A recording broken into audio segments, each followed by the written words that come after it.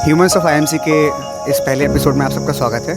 हम लोग यहाँ पर मामू के ढाबा रेस्टोरेंट पर बैठे हुए हैं और साथ में हमारे साथ सौरभ सागर जी हैं जो कि बिहार के पूर्णिया डिस्ट्रिक्ट से आते हैं। तो हम इनसे बात करेंगे इनकी आईएमसी जर्नी के बारे में और अभी तक इन्होंने जो बीपीएससी के एग्ज़ाम दिए हैं उसमें इनका क्या परफॉर्मेंस रहा इस बारे में। सौरभ जी बताइए। नमस्कार मोहित जी, सबसे पहले तो आपको ह्यूमंस ऑफ आईएमसी शुरू करने के लिए बहुत बहुत बधाइयाँ। चूँकि आप ऐसे जो आपके सहपाठी छात्र हैं, छात्राएं हैं, दोस्त हैं, उनके जर्नी को आप जानना चाहते हैं और इनसे कहीं ना कहीं जो देखने वाले हैं उनको भी एक इंसाइट मिलेगा। दूसरों की जर्नी से हम काफ़ी कुछ सीखते हैं। तो यह एक अच्छा प्रयास है, सराहनीय प्रयास है और इसके लिए मैं आपको बधाई और शुभकामनाएँ देना चाहता हूँ।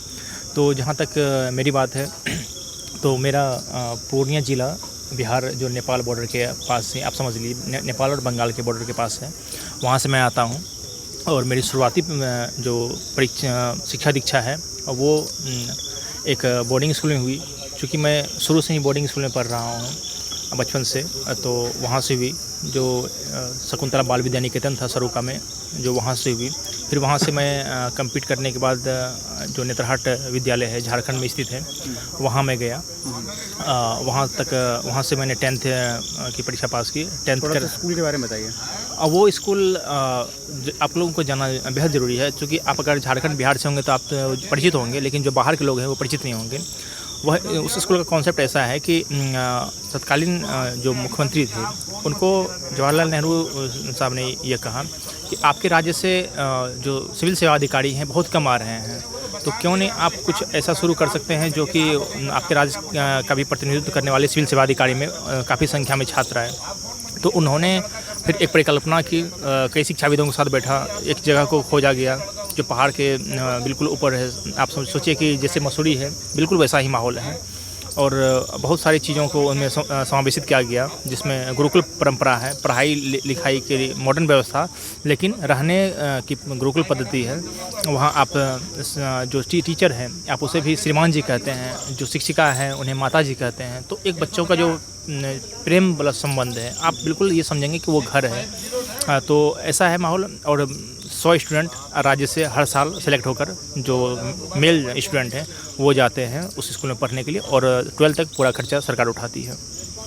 तो 12th फिर मैंने अपने ही ज़िला से की। चूँकि मैं 12th में IIT JEE की प्रिपरेशन करने के लिए दिल्ली आ गया था, जो फिर में मेरा सिलेक्शन हुआ था, तो यहाँ मैं आ गया था। उसके बाद फिर भटकते भटकते यूँ कहिए कि यहाँ तक पहुँचा। BHU से होते हुए फिर ओपन से मैंने पढ़ाई करने की सोची ताकि साथ में कोचिंग किया जा सके। और UPSC की कोचिंग करने के बाद 3 मेंस BPSC लिखने के बाद आखिर में मैं आपके साथ यहाँ हूँ। तो अब अगला सवाल यही रहेगा कि IMC ही क्यों और स्पेशली डिजिटल मीडिया कोर्स आपने क्यों चूज़ किया, और इन सब जर्नी के बारे में जो बताया आपने, तो BPSC कंटिन्यू एग्ज़ाम देने के बाद यहाँ आने का क्यों सोचा, जर्नलिज्म ही क्यों? चूँकि मुझे डिबेट करने की, वाद विवाद करने की, संवाद करने की एक रुचि है।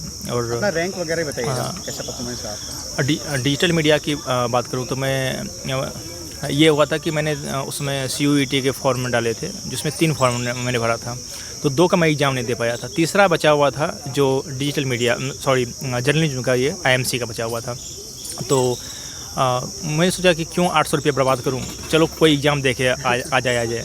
तो जब मैं एग्ज़ाम देने के लिए अगले दिन उठा तो शायद 2 बजे से एग्ज़ाम था, अगर मैं सही हूँ तो जब उठा तो मेरे पास खोज रहा था आई कार्ड कहाँ है, ये जितना भी सारा चीज़ है, तो मेरे पास था नहीं। आधार का डुप्लीकेट मेरे पास था उपलब्ध, तो वो डुप्लीकेट करा के मैं किसी तरह गिरते पड़ते जो है सेंटर पहुंचा। वहाँ मैंने एग्ज़ाम दी और एग्ज़ाम को मैंने, चूँकि UPSC का एक अनुभव मेरे पास है, तो वो एलिमिनेशन टेक्निक मुझे मालूम था। तो उस टेक्निक से मुझे आता जर्नलिज्म के बारे में जो है भी नहीं आता था, बट मुझे थोड़ी बहुत तो नॉलेज थी। और क्या एक इसका समापित उत्तर हो सकता है वो मैं ट्राई करने की कोशिश करता हूँ। क्योंकि आप जानते हैं कि UPSC में आप कितना भी एक्सपर्ट हों, 30-40 सवाल से ज़्यादा श्योर शॉट नहीं जानते हैं और आपको गैस वर्क करना पड़ेगा, इंटेलिजेंट गैस वर्क करना पड़ेगा। तो वो सब लगाने के बाद आपको परम्यूटेशन कम्बिनेशन लगाने के बाद आप एक कट ऑफ पार करते हैं। तो वही आदत वही मैंने इसमें यूज़ की और मैंने जो है इलेवन टेक्निक का यूज़ किया और यहाँ 51 रैंक के साथ हॉस्टल में रह रहा हूँ डिजिटल मीडिया बैच में। आप मतलब यानी कि हॉस्टल मिल रहा है, यानी कि काफ़ी अच्छा इनका रैंक रहा। और अब अगला सवाल मेरा ये है कि अभी 8 महीने बीत चुके हैं, आपका अभी तक का सफ़र कैसा रहा और आने वाला समय आप कैसे देखते हैं? अपने आप को कहाँ पाते हैं, जर्नलिज्म में या सिविल सर्विसेज की फील्ड में? चूँकि मैं जब यहाँ एडमिशन ले रहा था तो असमंजस में था, क्योंकि मेरा प्री निकल चुका था 67 बीपीएससी का और मेंस की परीक्षा बाकी थी, और उस कंडीशन में कोई दूसरा फील्ड चुन रहा है वह बहुत ही घातक होता है। चूँकि मुझे दिल से इच्छा थी कि मैं आईएमसी में पढ़ूँ या जर्नलिज्म करूँ, एक इच्छा थी। और 2 साल कोरोना के कारण थोड़ी सी सेहत भी बिगड़ने लगी थी और एक जो डिप्रेशन का जो दौर होता है वो भी आने लगा था रूम में बंद होते होते।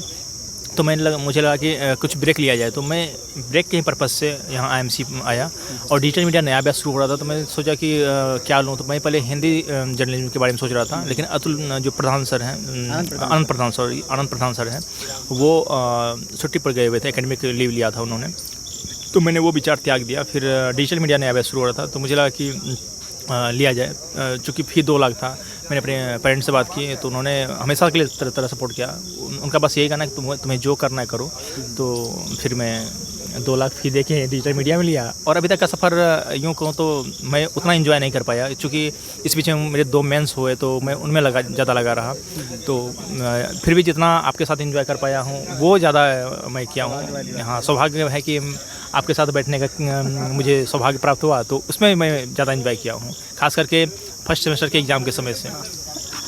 अच्छा, मैं ये जानना चाहूँगा स्पेशली दिल्ली कैंपस में आपको क्या ख़ास लगा? क्योंकि हम लोग जम्मू भी कुछ दिनों पहले हाल ही में होके आए, तो वहाँ आपने कैसा महसूस किया? और चूँकि अब जुम्मा एक महीना ही बचा है, तो जितनी यादें बना सकते हैं और यहाँ से बटोर सकते हैं, ये वही पूंजी है जो बाद में हम लोग को एक तरह से याद रहेगी कि हमने इतने अच्छे दिन जिए।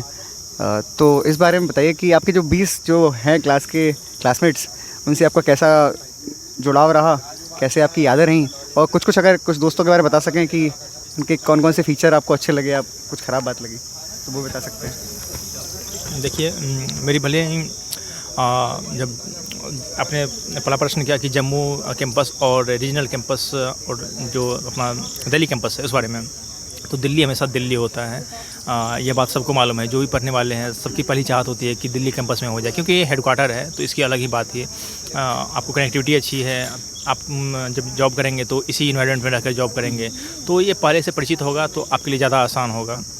खैर, दूसरी बात जो है, जो रीजनल कैंपस की बात है, वो रीजनल कैंपस में अभी भी अवसंरचना इंफ्रास्ट्रक्चर की कमी है, अभी नए बन रहे हैं, फिर कनेक्टिविटी की कमी है। तो वो जम्मू जाके मुझे ये लगा कि कनेक्टिविटी की कमी है, लेकिन कैंपस काफ़ी शानदार जगह पर है और उसे एंजॉय किया जाने आने वाले समय में वह निश्चित ही बेहतर एक कैंपस के रूप में उभरेगा। शानदार कैंपस है, उतने शानदार वहाँ के लोग भी हैं। जी, लोगों ने अच्छा ख्याल रखा, आवभगत अच्छी की।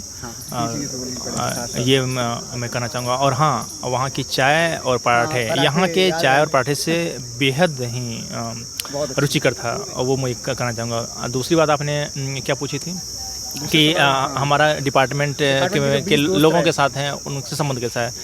चूँकि मेरा यह स्वभाव है कि मैं सबके साथ घुलता मिलता नहीं हूँ, मेरा ये अपना स्वभाव है कि जल्दी नहीं घुल पाता हूँ, और हाँ, जिनके साथ घुलता मिलता हूँ तो फिर वो ताउम्र रहता है।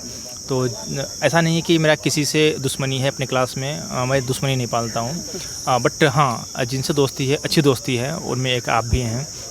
इसलिए आप मेरे रूम में जो रूम नंबर 7 है, जो डिजिटल मीडिया है, मेरा रूम नहीं है, डिजिटल मीडिया का रूम है, उसमें आप हमेशा पाए जाते हैं, तो यही कारण है। और वो तो सबके लिए खुला हुआ है, जो आना चाहे सब आ सकते हैं। तो मेरा सबसे संबंध अच्छा है। और इंट्रोवर्ट कहूँ या जो मेरे नज़दीक आए हैं उनको पता है कि मैं कैसा हूँ। नहीं, दूर से कई लोग मुझे एरोगेंट समझते हैं, मुझे पता है, ये आज की बात नहीं है, हमेशा से समझते हैं, बट वो पास आते हैं तो मालूम चलता है कि कैसा है, नहीं है। तो वो बस एक है कि पत्थर कहता है मुझे मेरा चाहने वाला, पत्थर कहता है मुझे मेरा चाहने वाला, उसने, मैं मोम हूँ, उसने मुझे छूकर नहीं देखा। तो यही बात है। दूर से तो लोग कोई भी अनुमान लगा सकते हैं। खैर, जर्नी बहुत अच्छी रही है और यादगार दिन है। इसके बाद शायद कोई कॉलेज ना करूँ, तो यह लास्ट कॉलेज है, तो मैं सभी यादों को समेट कर ले जाना चाहता हूँ। इसलिए मैंने अपनी मेंस की तैयारी के दौरान भी आप लोगों का साथ नहीं छोड़ा, क्योंकि पता है मेंस फिर आएगा, फिर दूंगा, बट ये नहीं आएगा। तो इन दिनों को मैं जीना चाहता हूँ। पॉज करिए। सौरभ जी बताइए, आईएमसी का जो कैंपस है वो जेएनयू कैंपस में ही आता है, तो पास में जेएनयू जैसा माहौल भी हमको देखने मिलता है, तो पास में दहिया ढाबा भी है। तो आपको कहाँ जगह अच्छी लगी जेएनयू में, और खाने के लिए आप कहाँ जाते हैं, और जेएनयू में अपने आप को कहाँ सुकून और शांति तलाशते हैं? मोहित जी, सबसे पहले तो आपका धन्यवाद कि आपने हम लोगों के लिए एक गाड़ी की व्यवस्था की। आपके पास जो मोटरसाइकिल है, भले ही वो पुरानी है, लेकिन हम लोगों के लिए जो सुविधा उस मोटरसाइकिल ने प्रदान की है उसका कोई जोड़ नहीं है। वो होता है ना कि पुराना है बट इतना कीमती है कि उसे छोड़ नहीं सकते हैं। और आपकी मोटरसाइकिल बहुत याद आएगी, ये बात में ये हाँ, वो पब्लिक प्रॉपर्टी आपने बना दी है। ये आपका दिल है कि आप सबको देते रहते हैं या किसी को मना नहीं करते हैं, ये आपकी खासियत है। तो मैं बताना चाहूँगा कि अगर जेएनयू आ पाता हूँ, अभी भी आया हूँ, तो मोहित बाबू की मोटरसाइकिल वहाँ पड़ी हुई है। थोड़ा घुमा दीजिए, हम लोग अभी मामू ढाबा बैठे हुए हैं। हाँ, मोटरसाइकिल वहाँ पड़ी हुई है, और अगर नहीं होता ये मोटरसाइकिल आपके पास तो शायद हम लोग ज़्यादा नहीं घूम पाते। तो यह तो सबसे पहले आपको थैंक यू इसके लिए। अरे शुक्रिया आप लोगों का कि आप लोग इसकी सवारी कर रहे हैं। हाँ, तो बाइक तो क्या ही दूसरी बात कि जेएनयू के मामू ढाबा के बारे में कुछ बताइए। जेएनयू कैंपस मामू ढाबा पे मैं दूसरी बार आया हूँ। पहली बार आया था तो शायद लौट कर गया था। कुछ विशेष ऑनर बैठे हुए हैं मामू ढाबा, कुछ विशेष में किया नहीं था यहाँ, बट आज मैं दूसरी बार आया हूँ तो काफ़ी अच्छा लग रहा है। शाम का माहौल है और काफ़ी सुंदर दृश्य है। लाइटिंग यहाँ की बहुत प्यारी है। लाइटिंग प्यारी है से ज़्यादा लोकेशन प्यारी है। लाइटिंग कहीं लगाई जा सकती है, बट लोकेशन जो है वो ज़्यादा प्यारी है। और इस मौसम में बाहर बैठने का अलग ही अपना आनंद है। ये आनंद जेएनयू में आपको मिल सकता है। जेएनयू की सबसे जो ख़ास बात है वो है यहाँ की आज़ादी। जो आप सुनते हैं नारे में कि जेएनयू मतलब आज़ादी, ये सच में यहाँ आज़ादी है। मैंने बीएचयू में पढ़ाई की है और भी कई यूनिवर्सिटी में को देखा हूँ जो सेंट्रल यूनिवर्सिटी अपने आप को कहते हैं, बट जो जेएनयू में वाइब्स है, जो पॉजिटिव वाइब्स है, जो खुलापन है, विचारों का खुलापन है, उतना कहीं नहीं है। आप भले ही जो देखने वाले हैं जो जेएनयू में नहीं कभी आए हैं वो इनको नेगेटिव खबरों के माध्यम से जानते होंगे, बट जेएनयू का अलग ही माहौल है जो यहाँ आकर ही आप जान सकते हैं। तो जेएनयू में खाने के लिए तो मुगल दरबार है, जिनका खाना खाते खाते मैं थक गया हूँ। जिसे मैं चिकन बड़ा फेमस है, इस बारे में कुछ बताइए। मैं वही बता रहा था कि अब ये जो मुख है, मेरी जिह्वा है, वो अब वो मुगल दरबार खाने को मतलब रिएक्ट कर चुकी है, इतना मैं खा चुका हूँ। अल्टरनेट हम लोगों ने काफ़ी खोज लिया है। और हालांकि उसके यही कहता है कि आपदा में अवसर निकलता है। जब वहाँ भी नहीं खाने को मिल रहा था कहीं आसपास खाया जाए, तो हम लोगों ने काफ़ी सर्च किया है। तो जहाँ तक अभी जो शायद जाड़ा या कुछ ऐसा था, वो जो एक तो मज़ार हम लोग घूम के आए, अफगानी रेस्टोरेंट है, और एक लाजपत नगर पड़ता है, और एक जो जायका वो अच्छा था। हाँ, जायका वो अच्छा था। तो इसी तरह रोज़ एक्सप्लोर करते रहते हैं और हम अपने दोस्तों से पूछते रहते हैं। और आर के पुरम में जो 2 बजे रात में जो जाके स्नैक्स खाने का मज़ा है, वो उनका तो अलग ही मज़ा है, उसका तो अलग ही मज़ा है। जेएनयू में जाके रात में चाय पीने की जो यादें हैं वो हमेशा याद आएंगी। गंगा ढाबा पर 2 बजे जो खाना जी और भी बहुत कुछ याद है जो हम नहीं बता सकते हैं। अच्छा, वो कुछ सीक्रेट बातें जो कि ऑफ द कैमरा ही हम लोग डिस्कस कर सकते हैं। मैं डिजिटल मीडिया में आपके क्लासरूम एक्सपीरियंस के बारे में हम लोग जानना चाहेंगे। क्या आपकी एक्सपेक्टेशन रही अभी तक 8 महीने का आपका सफ़र कैसा रहा, आपने कैसा महसूस किया? और लास्ट 1 ईयर में चूँकि हमारे एचओडी चेंज हो गई हैं, इससे पहले रचना शर्मा मैम थी जो कि अभी करेंटली यूएसए में हैं, बट अभी जो है एचओडी के रूप में अनुभूति मैम हमको संभाल रही हैं। सो मैं ये जानना चाहूँगा सौरभ जी आपसे कि कैसा आपका सफ़र रहा, असाइनमेंट कैसे रहे? G20 भी इस साल इंडिया चेयर कर रहा है, तो उससे रिलेटेड हम लोग के असाइनमेंट्स कुछ रहे, उस बारे में कुछ बताइए। देखिए, मुझे अधिकतर लिखने, पढ़ने, बोलने में रुचि है, तो मैं डिजिटल मीडिया का छात्र ज़रूर हूँ, बट वो कंप्यूटर पर बैठकर जो है 4 घंटे 5 घंटे लगातार काम करना, वो मेरे बस की बात नहीं है।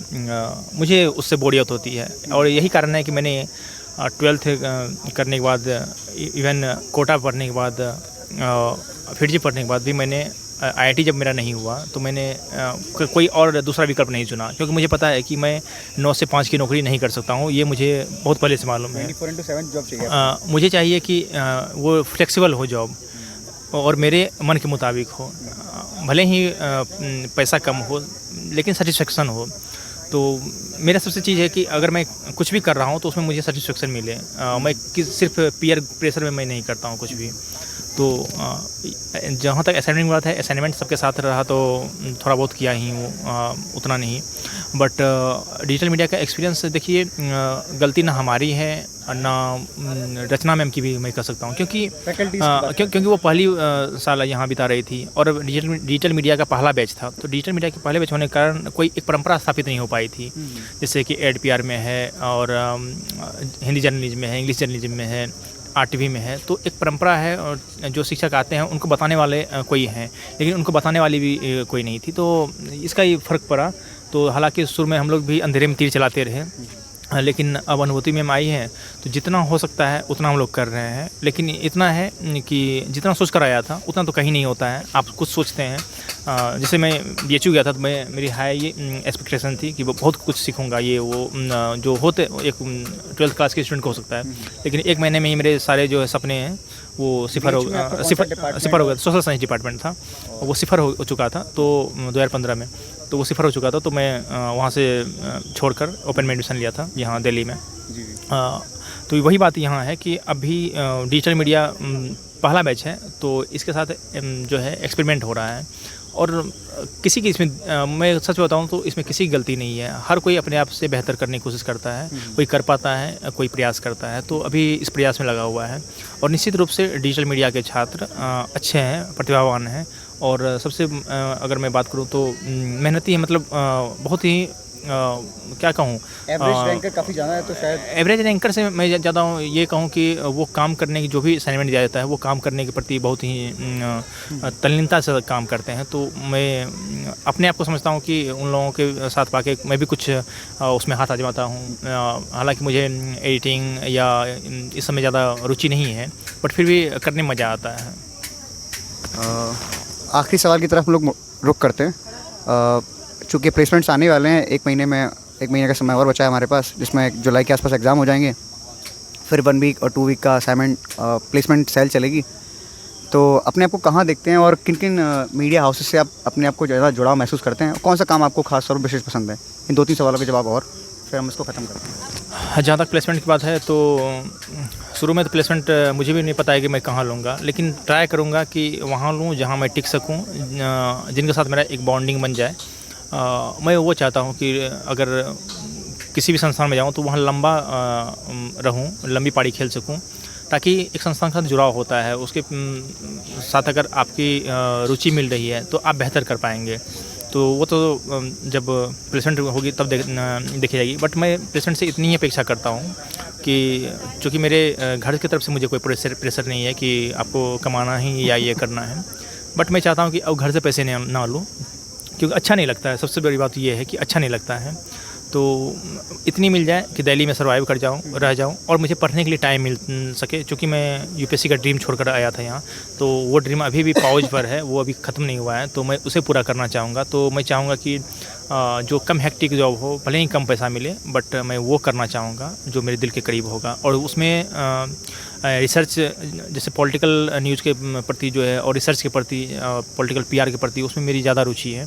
तो अगर उस तरह के कोई ब्रांड मुझे मिलता है और मुझे टाइम अगर दिया जाएगा रिसर्च बेस्ड चीज़ों में, तो मैं वो ज़्यादा करना पसंद करूँगा। तो मेरी ही आशा है कि कोई ऐसी कंपनी मिले जो मुझे समय दे, सुकून दे और कम पैसा दे चलेगा। तो बहुत बहुत शुक्रिया सौरभ सागर जी का। काफ़ी अच्छा एक्सपीरियंस रहा आपका। ये तो शायद टिप ऑफ द आइसबर्ग है, क्योंकि सौरभ जी इन सबसे परे ऑफ द कैमरा जो उनकी पर्सनालिटी है वो काफ़ी सम्मोहित करने वाली है।